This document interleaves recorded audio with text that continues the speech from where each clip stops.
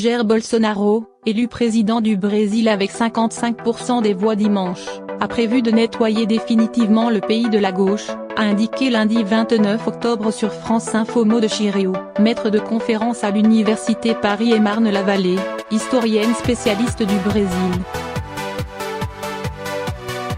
C'est quelque chose que Bolsonaro affirme avec une grande constance depuis plusieurs mois, a-t-elle rappelé, évoquant des risques de répression. Le nouveau président a beau avoir promis qu'il respecterait la démocratie et la liberté, l'incertitude est grande quant au maintien de la constitution brésilienne actuelle, dont les principes sont totalement contradictoires avec le programme que défend Bolsonaro, comme le non-respect du droit des minorités, a ajouté Maud Chiriou. Qu'est-ce qui a motivé le choix des Brésiliens ? Il y a d'abord le rejet d'un système politique considéré comme inefficace face à la crise économique et corrompu, et tout particulièrement le Parti des travailleurs, PT, qui a été au pouvoir depuis 13 ans. Pourtant, le PT n'est pas spécialement plus corrompu que la plupart des autres partis politiques et même beaucoup moins corrompu que le parti de Jair Bolsonaro. Mais cette construction médiatique a été progressivement inculquée à une grande partie de la population qui s'est tournée vers une figure apparaissant comme anti-système et rompant avec les codes de la classe politique traditionnelle brésilienne. Lors de son allocution dimanche soir, Jair Bolsonaro a tout de même promis de défendre la Constitution, la démocratie et la liberté. A-t-il mis de l'eau dans son vin? Il ne met pas du tout de l'eau dans son vin.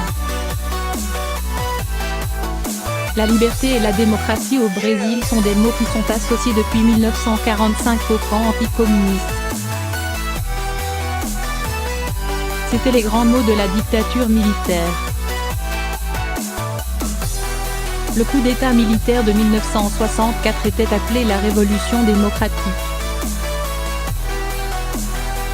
Donc quand Jair Bolsonaro parle de liberté, il parle en fait de libéralisme économique. Et quand il parle de démocratie, il parle d'anticommunisme, ce qui, dans le Brésil actuel, signifie la répression à l'égard de la gauche et des mouvements sociaux.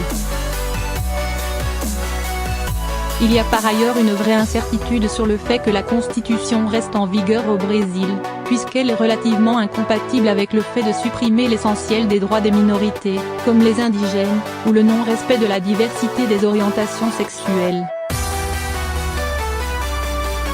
Ces principes-là sont garantis par la Constitution mais ils sont totalement contradictoires avec ce qu'a promis de faire Bolsonaro. Le candidat malheureux du Parti des travailleurs, Fernando Haddad, a demandé que ses 45 millions d'électeurs soient respectés.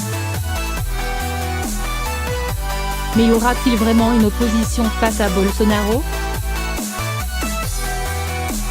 C'est très peu probable pour ce qui concerne le Parti des travailleurs et le mouvement des Sans-Terre, qui ont été désignés comme les principaux ennemis du nouveau pouvoir. Est-ce qu'ils vont être poussés à l'exil? Est-ce qu'ils vont être mis en prison? Est-ce que la répression sera plus sanglante? Ma façon de m'exprimer peut paraître dramatique, mais ce sont les mots de Bolsonaro et de ses partisans.